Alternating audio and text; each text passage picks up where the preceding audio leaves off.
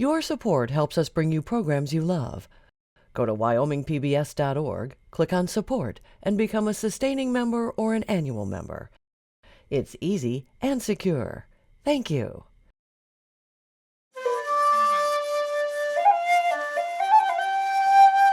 Michael Gould is a master playing the Japanese bamboo flute, or the Shakuhachi, and he makes his living teaching students from around the world right here from his home in Cody.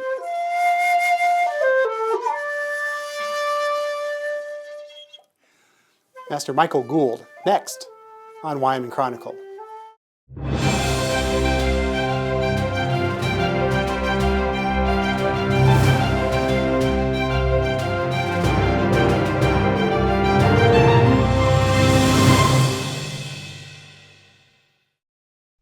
Funding for this program was provided in part by the Wyoming Public Television Endowment and viewers like you. What I'm going to show you today is called the Shakuhachi, Japanese bamboo flute. A little bit about the flute. At first, you're taking a raw piece of bamboo and changing it into a musical instrument. It's very difficult. But this instrument is completely hollow on the inside. We have 4 holes. We have a hard substance inserted at the blowing edge.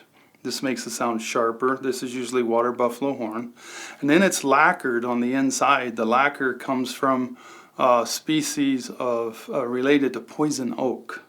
So if it's not completely dry, you will break out quite a bit when this is finished. So we play it vertically. It's not a transverse flute. I have no levers here, so I have to shade holes and partially cover holes and move my head around to get certain pitches. For example, I can move up and down, left and right, changes the pitch. You can get vibrato.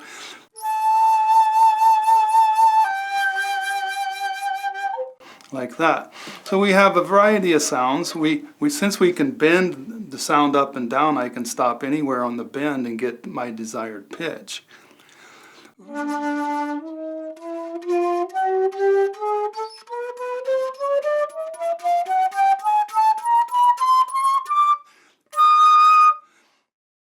And we're pleased to be joined by Michael Gould. Michael, you're a master of the Shakuhachi. Am I pronouncing that correctly? Pronouncing it perfect. Oh, well, thank you very much, and welcome to Wyoming Chronicle. Tell us a little bit about your background. You grew up in the Midwest. Right. I grew up in Ohio, a small village. I actually went from farm, first 6 years, small village, till high school, small town, for college, and then I went to Japan, where, like I said, about 2 million people in a football stadium. And you spent 18 years of your life in Japan. Right. So you had went to college and you had studied, was it Japanese studies that you had studied?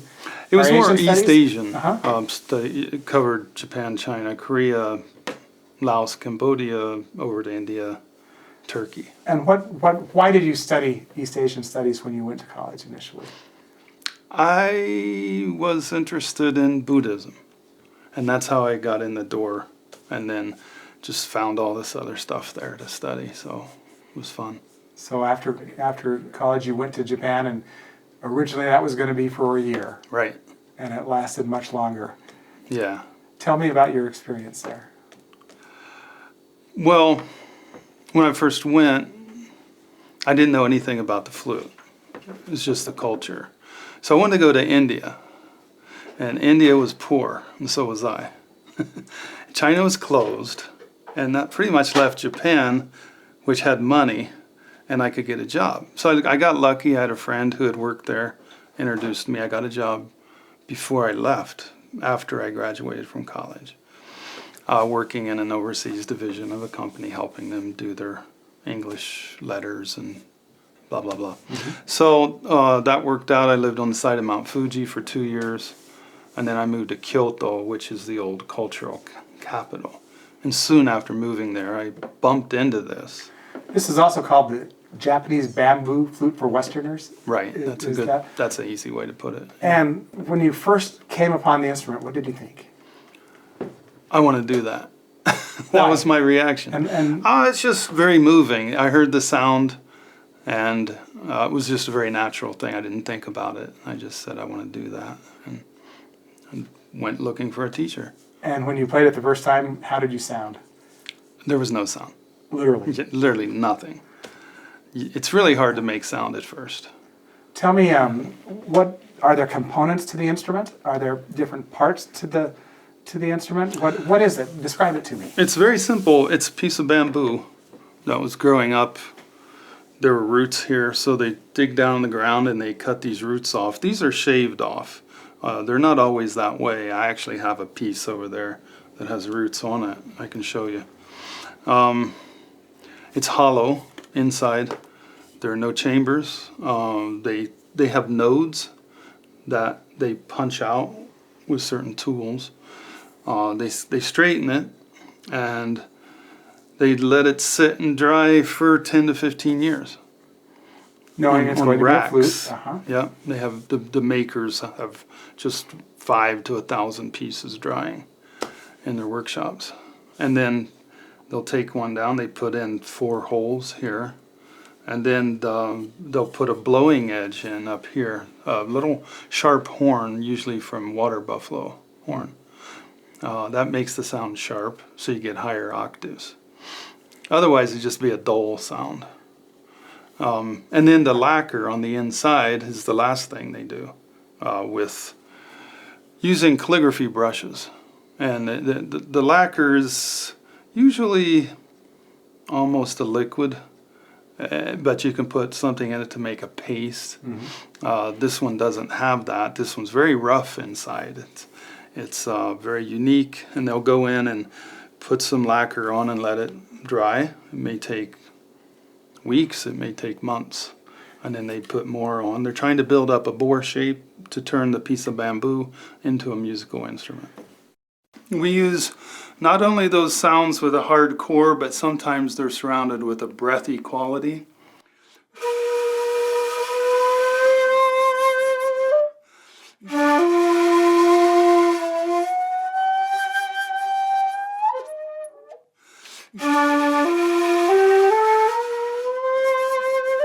So that's part of the tradition. We have songs that come from more from nature, natural patterns, natural energy patterns out in the mountains. Or you have sounds that are more of a core sound that is based in chanting. The Zen monks who created this music knew chanting also. No two instruments are the same. No two are the same inside. They're the same length. This is a shakuhachi gets its name. A shaku is a unit of measurement. It's about 1 foot, ironically. You divide it into 10 equidistant parts called a sun. Each one is a sun. Hachi is the Japanese word for the number 8. So this is 1 shaku and 8 sun. Okay. That's where it gets its name. So you can have we call it a 1.8. They get smaller, 1.7, 6, 5, 4, but they also get bigger. So you can get up to like 3 shaku, big bass-like instrument. So you started to play. You had found someone to teach. How were those early days trying to learn, and how did you go about it? Where were you? Very confusing. I was in Kyoto, Kyoto, Kyoto, and I had no idea who to ask because most Japanese people never hear this anymore. That's surprising. To me, it sounds like an Asian instrument. It is. It's very Asian, very Japanese. But modern world replays it. Most people grow up playing violin, like guitar, piano. Only if someone in your family. Music now, or? Yeah, after World War II especially. So unless someone in your family, your uncle or grandfather, played this, you wouldn't really hear it or know much about it. I sought out a teacher the worst possible way. I didn't know where to go to. I was down around Kyoto Station, and there's the Japan Travel Bureau right there. And I thought they might know somebody. And I walked in and asked them, and I spoke Japanese at the time. So there happened to have been another Westerner, a foreigner, non-native Japanese, who had just studied there, but he played jazz on this flute. And so he was kind of famous. And they said, oh, this guy taught this guy, he'll teach you. Here, they found his number and gave it to me. And I called the guy. And that didn't really work out. I went over there for 4 or 5 months, and it just wasn't what I wanted. And then a friend of mine said, hey, there's this guy, he's teaching in, of all places, Oberlin, Ohio, for a semester. He'll be back, and I'll introduce you to him. So that happened, and I met him and really hit it off, bonded up, so to speak. So I thought, okay, I'm going to try it for a while and see what happens. Now, if you know that when monks chant, their voice is generally in their throat or in the mouth cavity or out in the room. So you have 3 different volumes. And we imitate that by having the sound full in the flute or in the middle or up at the top. So, an example of this.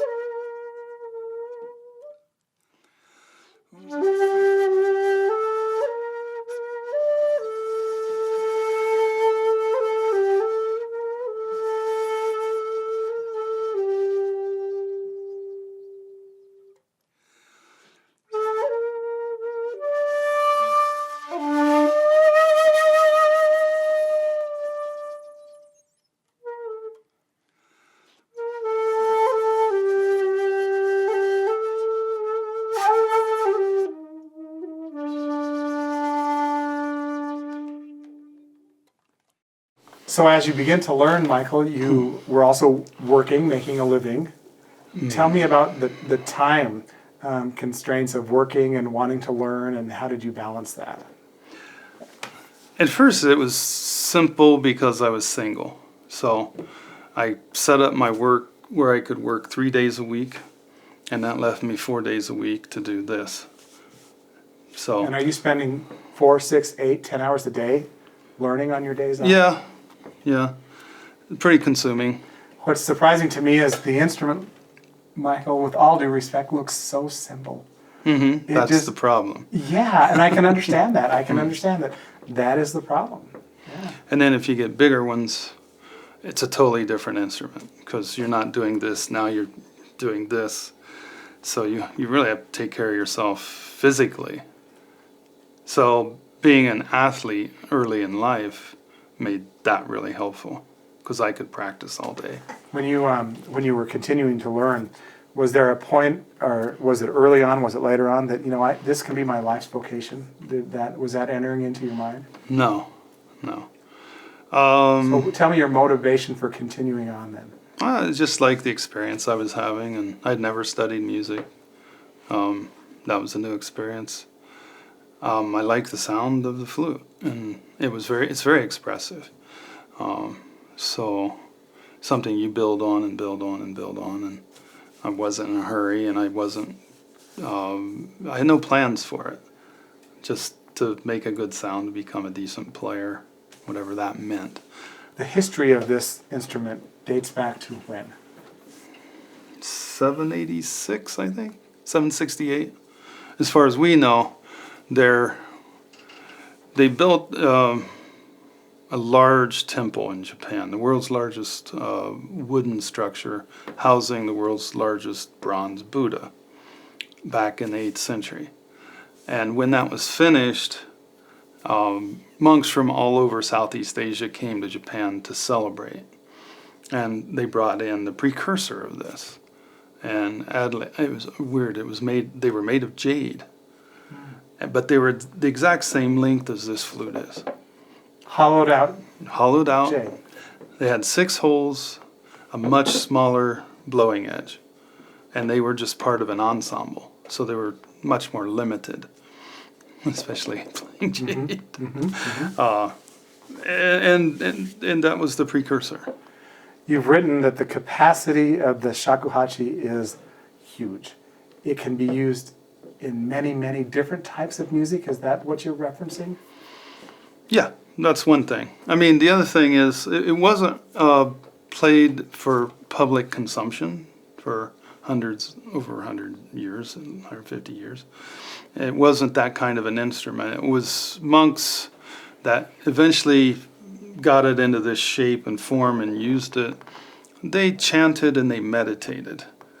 And they had many temples that they went to stay a year and perform some function maybe. Or eventually they would go to one temple to even learn one song. So they traveled through the mountains on foot.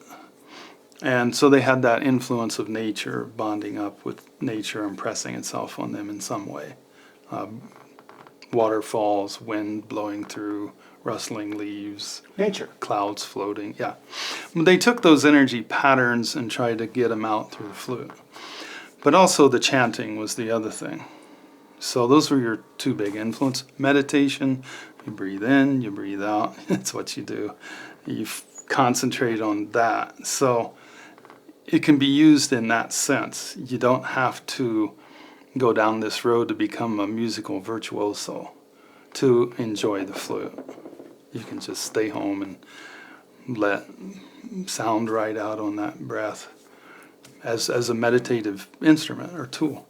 You have become one of the most prolific performers outside of Japan of this instrument. You have become a master. What does that mean? It means I had to make a living. So I had to get a lot of jobs. The master part, that whole thing, there's something called a Shihan in Japanese, Shihan. And if you think of it in terms of martial arts, it might be easier to think about because they have ranks. And you get your belts, things like that, yeah. So a Shihan is actually a teaching certificate. And so you have to, according to every teacher has their criteria.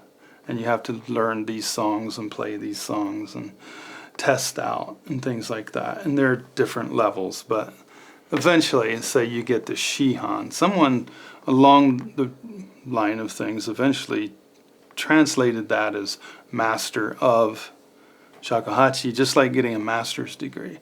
You now have a license to go teach in a high school or junior high school or something like that. In your case, we're filming this at your home in Cody. You use technology to teach all over the world from here. Right. How does that work, and Great. how do people learn about you? Well, first of all, it works really good. I use Skype. I use a big screen TV, a little mic and camera. So that setup's all really easy now because everyone has high-speed internet. So how did people get to know me?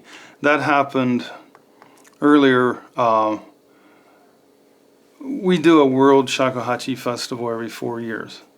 And in '98, just when I came back, the festival was in Boulder, outside of Boulder. No, it was in Boulder, Colorado. And at the time, there were what we all called 6 gods of shakuhachi living. Probably some of the best players that ever played. Serendipitously, at the same time. And so we would invite them and bring them. And the festival was really geared around their presence. So if one of them gave a workshop, all 300 people came to that workshop. And my teacher, one of my teachers came, he was, one of these 6 gods. And so I translated on stage for him, which instantly got my face out in public. And I didn't think of those kind of things. You weren't out there marketing. I wasn't a yourself, so to business speak. mind in that way, but that was the greatest advertisement. Because after that, then a lot of people contacted me.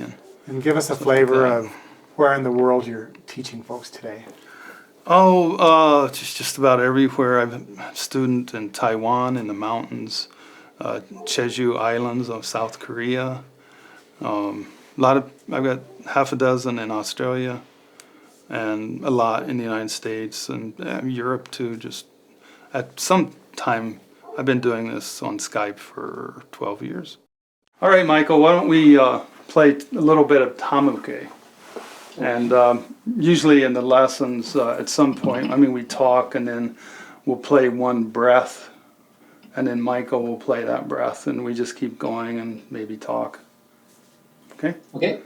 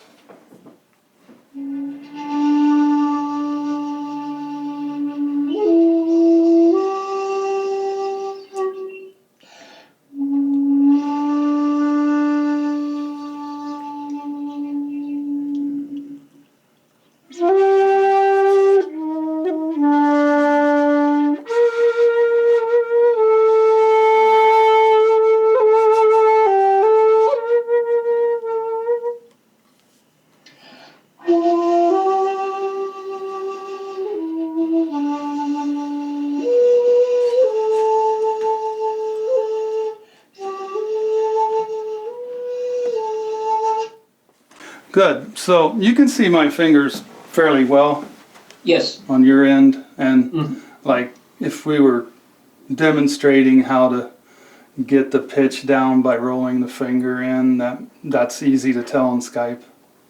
Yeah, I can see yours real easy. So hey Michael, so for playing this song about these cranes, we use the flutter finger technique, right? The kodo kodo. How's your kodo kodo these days? The Well, synchronicity. here.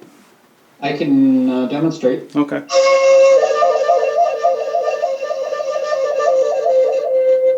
That's really good. Yeah. You got the timing down and the synchronicities there. When you're performing, what's going through your mind when you're performing a song? Is it what you believe that particular song is trying to express? Is it something different? Oh, you're just doing what you do every day.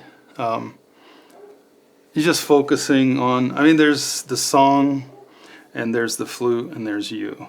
And you've worked that out so that you have a voice for that song, how you're going to play that song. And that's what you're focused on. It's not about me, it's really about getting the flute's voice out there, which is my voice. But you don't think about those things. You concentrate on breathing and where is the sound in the flute and the things you concentrate on every day. So looking at the instrument again, it looks to me like position of your finger, how much of the whole you're covering, and forgive me if I'm not using accurate descriptors of what you're trying to convey to your students. The angle at which your finger is over a hole, are all of those things critical into how the instrument Every sounds? little thing makes a difference. There are no levers, like, say a flute On or or off. saxophone or anything. So that really helps you in the long run, because you can shade different degrees. You can stick your finger down in the hole deeper or less to help get the desired effect. And then the blowing edge is so open and big, you have to make the mouthpiece. So you can make different embouchures for different sounds. So it's really open-ended. It just takes more work but that's the fun of it. Where now, at this point in your life, do you want this instrument to take you? It's just what I do. I'm not super ambitious as far as I could probably churn out more CDs and things like that. But right now I'm more concerned with still getting my own voice out. And when I do, then I'll do more CDs or write the new music for it. So you compose as well? I don't think of myself as a composer, but I'm more like the monks who originally did it. Something impresses itself on me. It's just energy. And then you just kind of let that flow out in an audible form. And then if you like it, write it down and do it again and build on it. And that's how I do it. Do you consider yourself still improving? Do you consider yourself still having more to learn? Yeah, because it's always happening. It's never stopped. You improve, and you may stay around that same place for a while until you get used to it, and then somehow you're building something and something changes, and it's always unexpected. So it's been going on for 35 years. I'm sure it's going to keep going on. Thank you so much for joining us on Wyoming Chronicle. Thank you.